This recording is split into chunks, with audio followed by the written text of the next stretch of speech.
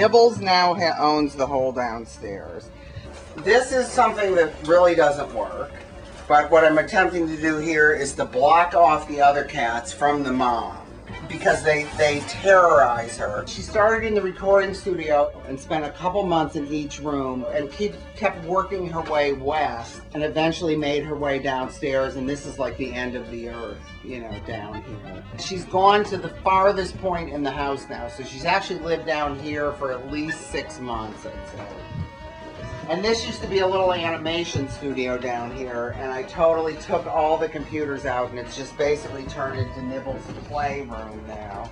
And so I like it when she's down here because at least I can see her through the window and I can get right up next to her. Well, still haven't been able to pet her. So every day I do different things to try and like woo her. It's like I got all my old socks and every day I stuff them with catnip for her because she responds to the catnip. Had all these old bowling tables here, turned them all into, you know, little beds. Gave her the ledge. I've done, you know, everything. The cat psychic feels like she's really safe. She's just absolutely emotionally stuck because this trauma that happened to her, which you can tell from the tail. I mean, to this day, it's just a little chunk of fur with a bone sticking out. The cat psychic felt like that a big dog had come along and like gobbled up all the other kittens. She was the only one to escape and has kind of never gotten over it. But I am so dedicated to this cat. I mean, everyone was so relieved when I brought her in because I would never leave the house. All I do is sit by the window to spot her coming in the backyard so I could put more food down, build another cat motel, you know, insane. So now I just have a smelly downstairs, you know.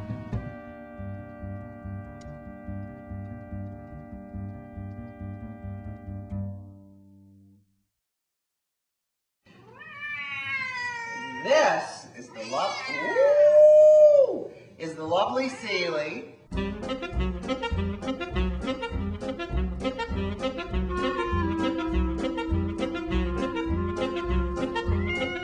This is a little kitten that I used to pass sometimes near a park where I was taking walks. She weighed under 5 pounds, like just teeny, and walked like very crooked, and just the more I passed her, the worse she looked. And so I tried to watch to see if she was owned by anyone. And I finally decided after watching her for about a week, I don't care if she is. They're either abusing her or neglecting her or something. And I literally just scooped her up, kept on walking, took her to the vet, and put so much money into this cat, it was staggering. I went to 3 different vets, and they all said, take this cat in, you shouldn't give her back, because she just absolutely wasn't being cared for, but that basically she was dying, and all 3 of these vets told me this. I know me, there was no way, you know, I was gonna give up, so I basically just kept switching vets till I found someone who, like, told me something different. And I was turned on to Dr. Roger Valentine, who came in and tested her for allergies and said this cat is allergic to everything. She's allergic to food, she's allergic to water, she's allergic to air, I mean, absolutely everything. And within the space of 1 treatment, which was working through a surrogate, basically, to balance her, you could see the cat turning around. I mean, it was a miracle. I named her Sealy, who was the lead character in The Color Purple, because she was black and abused. And if you even touched her, if your hand got this close, she would scream. I mean, it was screaming 24 hours in the house. And I had my other cats, who she basically intimidated and made miserable. It went from like I had 3 of the best behaved little kitties, 1 kind of special needs problem child, but basically it was a peaceful household. And then this screaming, bratty little thing that people would look at and would get so freaked out because she looked so sickly and she was such a bitch. I mean, it was unbelievable. Eventually, it got to the point where the cats could all be in the same room together. I mean, there still hasn't been like giant makeout sessions, but they're all like, you know, everyone likes each other. She went from screaming, you know, 24 hours a day, literally, to she only has certain sounds when I can control her. And it doesn't hurt her. It doesn't hurt. Well, it doesn't hurt her. You know, I think it's that she was so small and had so no defense that it was the voice. She compensated with like a big voice. This is the recording studio. I'm co-writing the Broadway version of The Color Purple. Alice Walker, the author of the book, was here, and Alice is allergic to cats, which I didn't know. So we're all kind of sitting in this area of the living room. Celie was back here. She kind of woke up in the middle of the meeting, and she chooses one person all the time, and she goes there, and then she must have your lap. It doesn't matter what's there. She'll get up on your lap and kick things off, you know, if they're there. So she chose Alice, which I saw happening, and I thought, oh, this is so symbolic. Celie's going up to Alice. And as she's jumping up on Alice, Alice actually looks horrified and says, oh my God, I'm allergic to cats. And Celie, because she's so small, when she jumps on you, she literally hooks in with her claws. And I knew this was going to be a bloodbath, you know.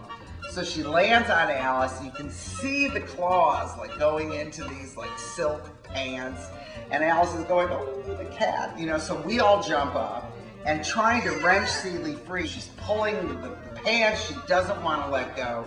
And so I thought, well, this would be as an appropriate time as any to tell her, you know, the cat's name is Celie, and she has the same character arc that Celie has. And she hears that it's Celie, and she was black and abused, and, you know, we're bringing her back to health. Alice kind of stopped all of our hands and just said, it's okay, leave the cat here. And she was petting her for about 10 minutes, and then she says, okay, I have to say something, and tells us that she is convinced that the soul of Celie has passed into this cat. And it was just unbelievable. And it is incredible that at times when we're writing, especially if we're on Celie's songs, where we just will not know where to go. And then you hear this meow from the other room, and it's literally the note. It's the note. We'll just be sitting there stuck on a lyric for hours and hours and hours. And all of a sudden, in comes Celie, and she just, you know, everyone grabs to see who can pick her up first to get the noise out of her. And she just kind of breaks it up, and then we get a lyric. I mean, it's unbelievable. So that's the story of Celie, and it continues. And she's, you know, an extraordinary kitty. So.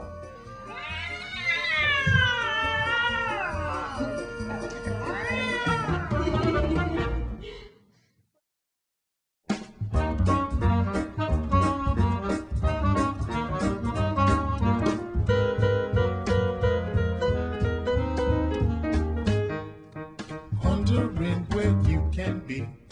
Me and the moon are lonely for your company. You seem to stray far. No use to hiding behind the star. I want you to know how really mean you are. Mama, I'm sure I would have a thriving social life if I did not have the cat. But I love them so much. My life with the cats is rich and full and fluffy and hysterical, and I wouldn't trade it for anything, except maybe another hit. No, I wouldn't trade it for anything. Even though sometimes people are over, and it's so obviously there's so many cats.